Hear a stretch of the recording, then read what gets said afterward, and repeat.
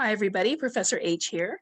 In this video, we're going to take a look at Chapter 9, Emerging Adulthood, Emotional and Social Development. This is Part 3. We're going to start off talking about self-esteem. Self-esteem overall tends to improve a little bit in emerging adulthood. The awkwardness of physical appearance declines, as you can probably recall from when we talked about puberty. In puberty, kids grow a little bit funky, where they have like bigger ears and their hands and their feet are bigger and their teeth seem bigger for their face, and they have kind of an overall kind of gawky appearance. And this, by the end of adolescence, declines. They start to kind of grow into themselves. So the awkwardness associated with adolescence is pretty much gone by the time you're in emerging adulthood. In addition, another reason why your self-esteem might grow during this period is you are not as subject to those peer evaluations like you were in high school, where that social context can be kind of difficult and cruel. Family relationships tend to improve as the emerging adult is getting a little bit better perspective of the parental view. They are growing cognitively, and they're able to see other people's viewpoints better. There's a greater degree over your own life in emerging adulthood. It's time for you to start making decisions and deciding where you go, what you do, who you go with, those types of freedoms that you start to experience. So those are all reasons why self-esteem increases during this period of time. In adolescence, we mentioned previously that adolescence is a period of forming identity. Well, this is also true in emerging adulthood. So this continues on in emerging adulthood. Identity formation, according to Erikson, was an adolescent trait, but now, especially in developed countries where we have this new stage of development called emerging adulthood, that particular Erikson stage would continue on through emerging adulthood. So it is a very important time in life for identity formation. And according to Erikson, it's that identity confusion or versus identity. So you would be able to either have role confusion or kind of establish your identity versus role confusion. And the key areas for the emerging adulthood period, according to Erikson's theory, is to basically develop your identity. And to do this, you have to evaluate love, work, and your ideology. And these are all things that are kind of starting to be reevaluated in emerging adulthood, where this young adult, this emerging adult, is starting to say, do I really agree with what I was taught and with the way I was raised, or am I going to have a little bit of a different view on these things, a little bit more critically thinking about these things? So this is an image of Erikson's psychosocial theory of identity versus role confusion is what we're talking about here. And that is, let's see, it would basically be 20s to 30s according to Erikson. For the, I'm sorry, 10 to 20 years according to Erikson. However, this would extend up in through the 20s as well, because we know we have this extended period of time now called emerging adulthood. So this is a period of time where to build an identity is a consistent definition of oneself as a unique individual in terms of roles, attitudes, beliefs, and aspirations. A person during this stage is actively trying to figure out, who am I? Identity development has specifically 3 components to it. Assessing abilities and strengths. So you need to be able to take a look at what am I good at, and kind of incorporate that into who you feel you are. Identifications that have accumulated by modeling. So that means like you're watching your parents, you're watching other people that you respect, and you want to take on some of those traits and behaviors that they have. Assess opportunities available to them in society. So depending on where you live and what your society is, that will depend on what opportunities are available to you. Gender can also limit those opportunities as well. According to a researcher named Marcia, adolescents and emerging adults are classified into one of 4 identity statuses. And we're going to go ahead and take a look at that on the next slide. It's too hard to explain right there. Okay, so in order to build your identity, you have to kind of search and see who you are. According to Marcia, there are 4 particular identity statuses that you can be in. And these things are measured along 2 main components. So the first component is exploration, which is a period of considering alternatives. So the exploration part of it is looking around saying, oh, what can I do? What am I good at? What can I do? What do I want to try? That sort of thing. The other parameter we look at is commitment, adherence to a path of action, like how committed to this am I? And so this little chart that we have here, along the top, we're looking at exploration. So either exploration is present, somebody is exploring new ideas and being open-minded, or it is absent, where they are not exploring any ideas, they're not exploring any avenues that they could go down, and they're basically kind of closed-minded to the whole thing. Commitment is the other factor.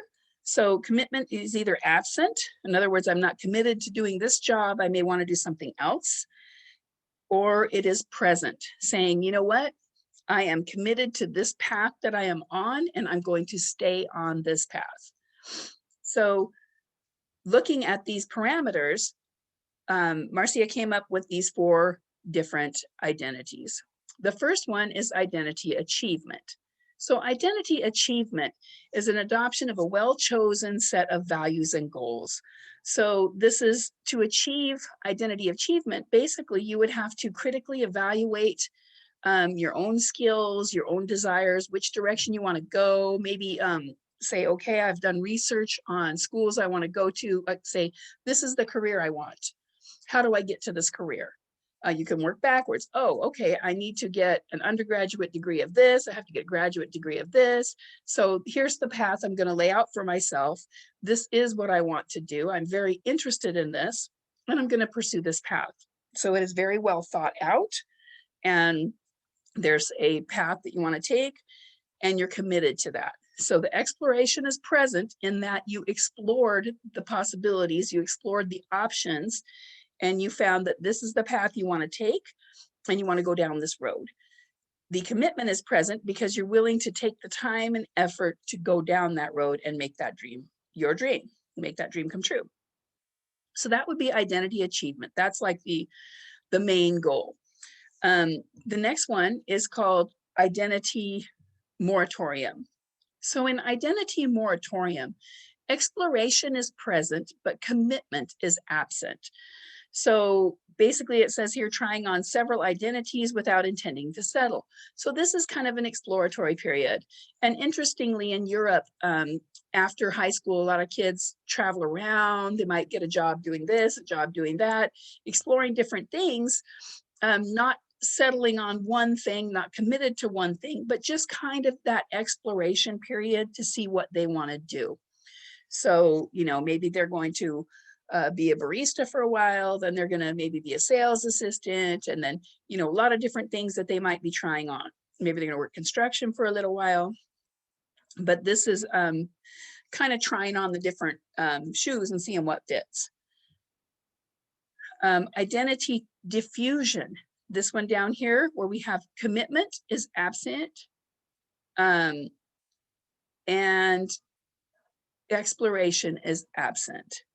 So for identity diffusion, oh heavens, for identity diffusion, that's a failure to develop an identity because of a lack of goals. So this would be somebody that maybe they're just out of high school, they're not looking for work, they're not thinking about college, they're just hanging out, kind of doing their own thing, but they're not having direction. So basically they're not having direction and they're not trying to find a direction.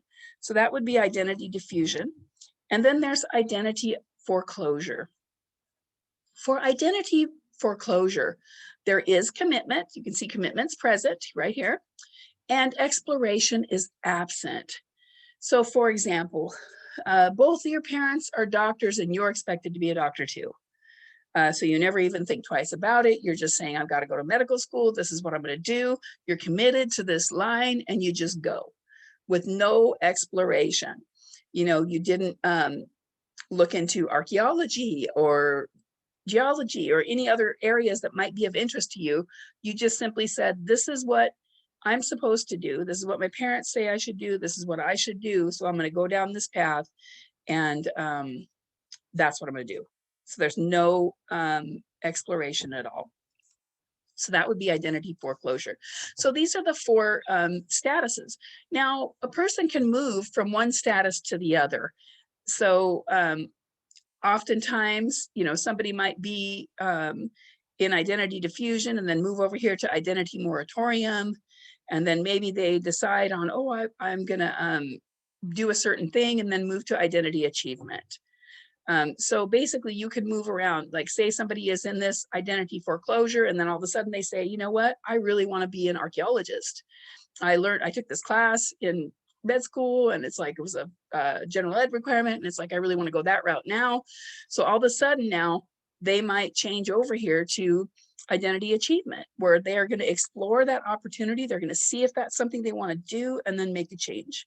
So these are statuses that people can go back and forth between. All right, so here's a couple problems for you. What is Rudy's identity status? Rudy has changed his college major so many times that it will take him 7 years to graduate. Since his parents have pointedly objected to paying the expenses for tuition and room and board, Rudy has cheerfully taken on a variety of jobs, ranging from bartender to shoe salesman. He likes work that allows him time to think and be alone. His few friends are very much the same way. Rudy's grades are generally high, though his record is marred by several incompletes. He has had one very satisfying intimate relationship and is searching rather anxiously for another. So where would this Rudy be? Let's take a look. I'll give you a minute. Okay, it appears that Rudy is trying a lot of different things. So let's put Rudy over here with identity moratorium. What is Melissa's identity status? Melissa's parents are both physicians. Hey, that's the one I used.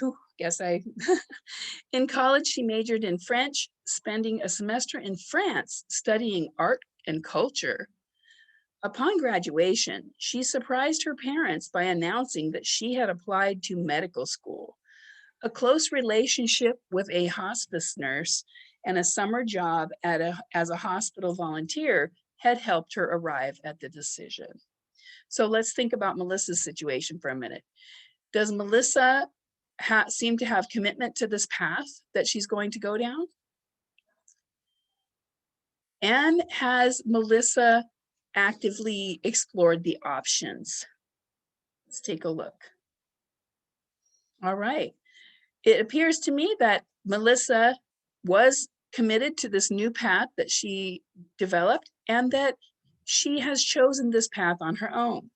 Even though her parents are both physicians, as we can see here, she did not initially intend to go down that path as a physician. So it is not identity foreclosure because she didn't just say, oh, my parents are physicians, so I'm going to be a physician. She studied French and art and culture. Maybe she thought she was going to be an art major, but then upon certain experiences that she had, and she had some exploration and she took a summer job, she decided that that is what she wanted to do. She wanted to go to medical school, but that wasn't because her parents wanted her to, it's because that's what her decision was. What is Lynn's identity status? Lynn's mother is a professor of women's studies who is deeply involved in feminist issues. Lynn very much admires her mother, a strong woman who, as a single parent, struggled to provide for her daughter while establishing her own career. Lynn believes that she too will be a strong and independent woman. She avoids people who either don't see her in that light or try to bring out her feminine side. She certainly steers clear of her paternal grandmother, who, although pleasant, is very disorganized and artsy person. Lynn's college grades are very high and her course selections reflect an unwavering interest in psychology, politics, and women's studies. So what is Lynn's identity status? Well, let's explore this for a minute. Lynn's mother is deeply involved in feminist issues.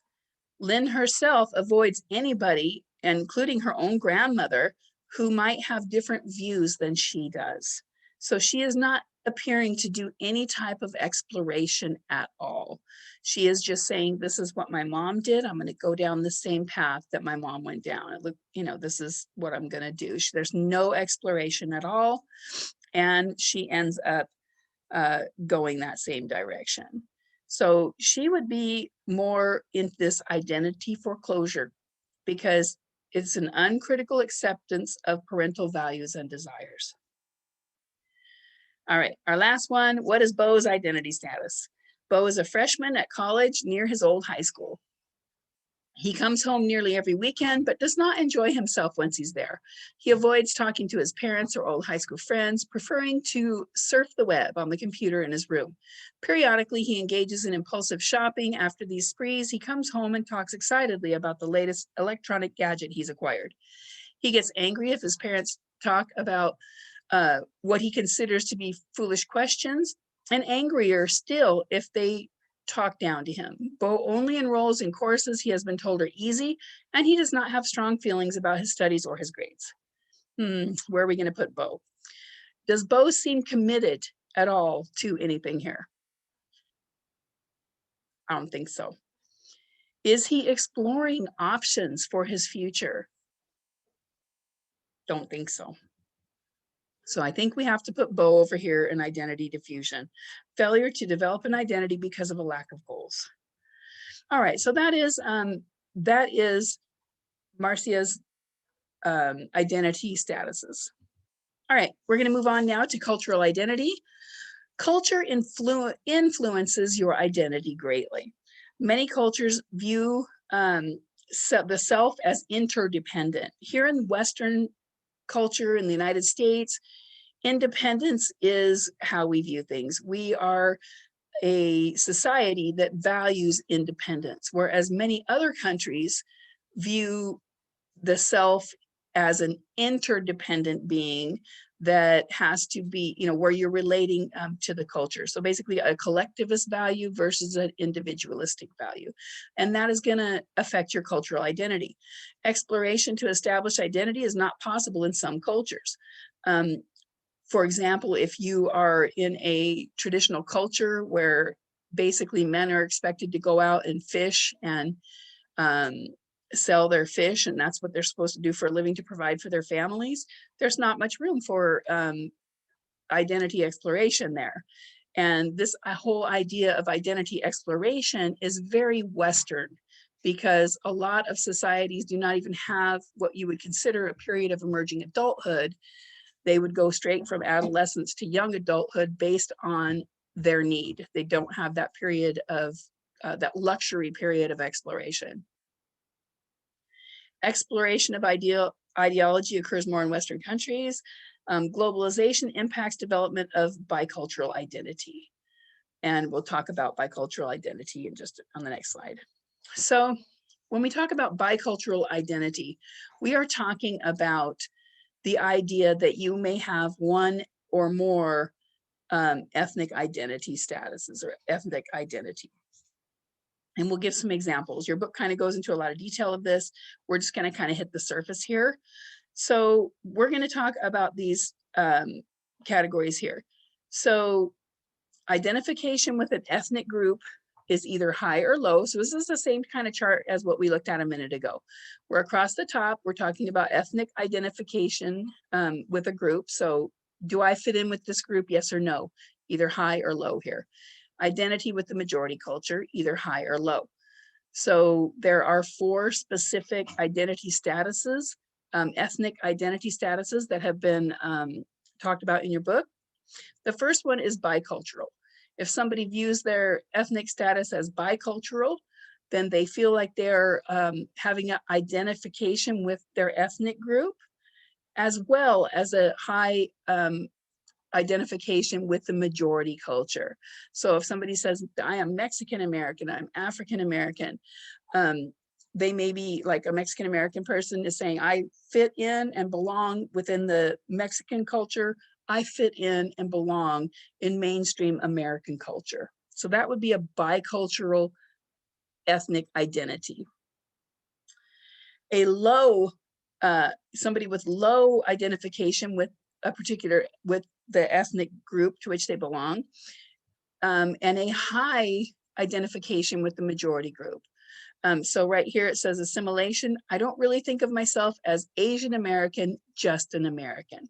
So that means that low identification with Asian ethnic group, however, high identity with the majority American culture. Separated would be a high identification with a particular ethnic group, but a low identification with the majority culture. I am not part of two cultures, I am just Black. Or I am not part of two cultures, I am just Japanese, or whatever it is, okay? And then marginal is the last one. Marginal ethnic identity status would be that you have a low identification with the particular ethnic group that you are from, and a low identification with the majority culture that you live in. And the example would be, when I am with my Indian friends, I feel white. When I am with my white friends, I feel Indian. I really don't feel like I belong with either of them. And then the last one here, biculturalism, being both Mexican and American means I have the best of both worlds. You have different strengths you can draw from in different situations.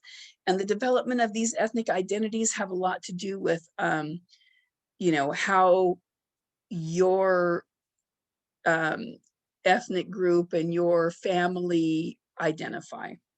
And you build these based on your experiences. Gender development. Ideas about gender become more egalitarian. So basically you're kind of, we know how, remember how when we got into like early childhood, middle childhood, those gender differences were very strong. You know, the boys played with the boys, the girls played with the boys. Boys are supposed to do this, girls are supposed to do that. As you are in emerging adulthood, your ideas and views about gender have a tendency to be a little bit more flexible. Gender stereotypes still exist, especially with regard to work, and we'll probably talk about that in a later video in young adulthood, I think. And women's work is more likely to be rated less favorable than men, and that is something we're talking about, especially within the United States. Women's work, people doing jobs that are traditionally considered to be women's jobs, are rated less favorable. And women whose work violates those stereotypical gender expectations are rated higher than men's work. So for example, a woman truck driver, a woman construction worker, her work is valued more than a woman who is a secretary or maybe a social worker. These types of things are gendered in a way. And those who break those stereotypes, their particular type of work is valued more. Generally, general gender stereotypes lessen in emerging adulthood. And once again, your thinking oftentimes becomes a little bit more flexible there. Other thing to, well, we'll talk more about this in a later video as well. Christian Smith and Patricia Snell did a study on American young people and their religious beliefs. They did a study in adolescents, and they did a study in emerging adults. And these are the results from the emerging adult study. And a lot of these participants in emerging adults were also looked at 5 years prior when they were adolescents. So what they found was, and this is about religious beliefs, what they found was that religious beliefs were stronger than behaviors. So in other words, saying that you are a Christian or whatever faith you are, saying those things and believing that was stronger than actually going to church or going to your temple or going to wherever it is that you would practice your religious beliefs. So the behaviors were not necessarily there, but the idea is there. Religious doctrine is not as important as a belief in God. So according to their study. Young people just felt like it was important to believe in God, but not necessarily a particular religion. Emerging adults are more tolerant of religious differences, according to this study, and religious beliefs were related to higher well-being and lower high-risk behaviors. And there's been several studies to back this up, that people with a religious belief or kind of a stronger religious belief are somewhat protected in some ways due to with stress and such. Those beliefs can help them with their psychological well-being. And the high-risk behaviors, because certain, especially in emerging adulthood, one of the high-risk behaviors is promiscuity, risk for sexually transmitted diseases, things like that. People with stronger religious beliefs sometimes rein in those types of behaviors. Approaches to religion, more individualized approach to religion. In emerging adulthood, you're kind of getting your own views of how you want to carry out your religious beliefs, if you're going to have any type of practice or not practice. There are 4 major categories that your book talks about. The first is agnostic or atheist. Agnostic, or real quickly, would kind of be, there's not enough proof to say that there is or is not a God. Atheist, do not believe that there is some type of higher being that can influence your life in some way. A deist, according to our text, is basically a belief that the natural world around you can be proof enough that there is some sort of superior being that may have created this environment for us, but that doesn't really have much to do with it after that. And then there are liberal believers and conservative believers for many religions. I'm going to use Christianity as an example, but it also applies to like the Muslim religion or many other religions. A liberal believer would be basically following kind of the guidelines, maybe, of their particular religious belief, but maybe not be hard and fast on, they have a liberal interpretation of what their doctrine says, and are maybe adapting it to the times they live in more than a conservative person. A conservative believer would be very strict on the rules of the religion, very strict on the interpretations of text, and the impact of a conservative believer would be to narrow certain behaviors that they have. So I don't want to get too deep into that, but these are just the approaches to religion that were covered in your book. Okay, political development. Participation in conventional politics is low. Okay, for this period of development, historically speaking, participation in conventional politics has been low.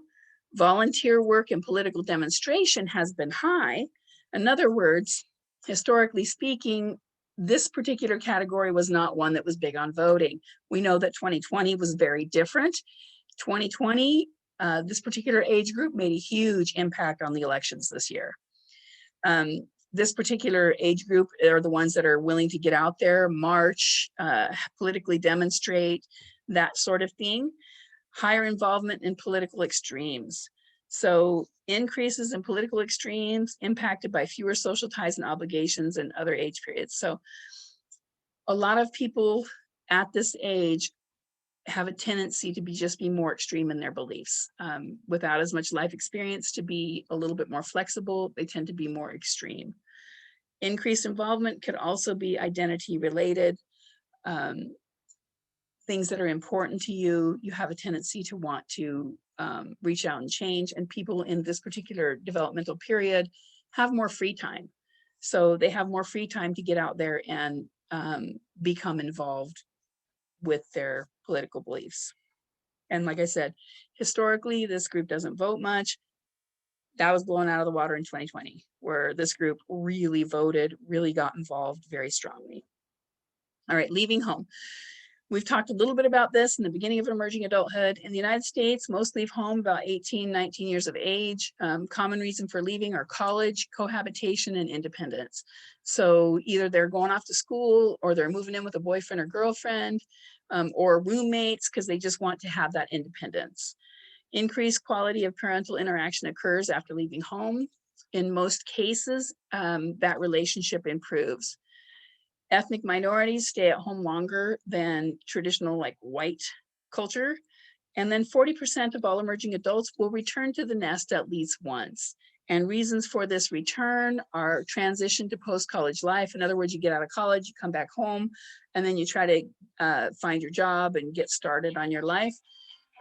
Early divorce is another reason why somebody might return home. Say they got married very young and very early, and they went ahead and made that decision and then ended up divorced. And for financial reasons, having to move in because maybe you moved out, maybe your roommate left and you can't afford to keep your apartment anymore, that sort of thing. So that would also impact the ability to why you might return home. Parents recognize maturity and the relationship between the child and the parent, especially when they move back home, it will be a pretty good relationship if the parents recognize the maturity in the children. However, if you have parents that do not respect that independence of that child and do not respect that that person is now an adult, that will make for a more bumpy relationship. In Europe, emerging adults stay home longer than in the United States. They value mutual support of family more, and the higher standard of living, they achieve a higher standard of living by staying at home. Parental understanding increases in emerging adults. So we already kind of talked about the parent thing. Friendships also change a little bit in emerging adulthood. We said that at the end of adolescence, these relationships with friends become more intimate, and that intimacy grows in importance in emerging adulthood. So you may have fewer friends, but you're going to have more close friends. There's more self-disclosure between friends because of that intimacy, although there may be fewer shared activities. You may not be able to get together as much. However, during this period of time, there is usually an increase in unstructured activities. And we talked about that a little bit before. You're coming from adolescence where you're being told what to do, when to do it. You have your schedule for school, all these different things. And all of a sudden you're in an unstructured environment where you have to decide what you're doing and figure all that out for yourself. There's a decline in leisure activities as people age. So during this period of time, you have a little bit more freedom as far as your time is concerned and what you do with your time. And then as you go through adulthood, that leisure time gets smaller and smaller. So enjoy emerging adulthood. Love and sexuality are very important during emerging adulthood. Emerging adults experience a lot of romantic and sexual relationships. So this is a period of time, like I said, you're becoming an adult. You're no longer in the adolescent period where your parents are just like restricting your behavior. So it's up to you what you do with your time and who you see. And because of this, people are starting to have a lot more sexual relationships and love. Intimacy is a major component of emerging adult relationships, and they seek similarities in a partner. And there's something called consensual validation. That means that you're both validating each other's feelings. You are similar to one another, and those are the type of partners that often are preferred. In the United States, Europe, and Canada, cohabitation occurs. Cohabitation means just living together with a romantic partner. And this is something that we see in these countries a lot. American cohabitation tends to be unstable and short duration. Cohabitation tends to last less than 5 years, and people who live together statistically before marriage have higher divorce rates. Those from divorced families are more likely to cohabitate, and cohabitation before marriage is linked to higher likelihood of divorce. Okay, I already said that. Jump the gun. Emerging adults and their sexual behavior. During this period of time, These emerging adults have higher rates of hooking up compared to older adults. So hooking up is just kind of just getting together briefly. Contraception use is high but inconsistent in this age group. And premarital sex rates are highest in Western and African countries. It's a peak period for sexually transmitted infections because this is a period of time where people are having more sexual encounters in Western countries. Internet use. Internet use is increased during this period of time because it is used for college, it is used for work. There is a correlation between hours of internet use and grades. And it's kind of interesting now because we were all online. So this is also a little bit changed. Previously, it was linked to, the online hours that you spend are negatively correlated with your grades. In other words, more time you spend online, lower your grades are. Well, this is flipped upside down. So basically now you need to be online to look at your schoolwork, complete your schoolwork. However, if you get sidetracked with social networking and your book seems to think that you do a lot of pornography as well, I don't know if that's true, it's just what your book says. So if you get taken down a rabbit hole when you're doing that type of work, then that can negatively impact your grades. So trying to keep focused online during these times is very difficult. Mobile phones, social networking, and communicating with friends are important, and using the internet or your phones to do that is very important. Text messaging increases use for staying in contact with family and friends. And interestingly, I did not do any texting until my children sabotaged me, they took me to Burger King, actually, and they took me to the store to make sure I purchased a phone where I could text. I was frustrated with them for not ever returning my calls, so they kidnapped me, took me so that I would get a phone to text, and taught me how to use it. I still frustrate them because I'm a bad texter, but I'm getting it, and they respond when I text. So in emerging adulthood, this is how you must communicate with them, with each other. I'm learning. All right, so I think that's it for this one.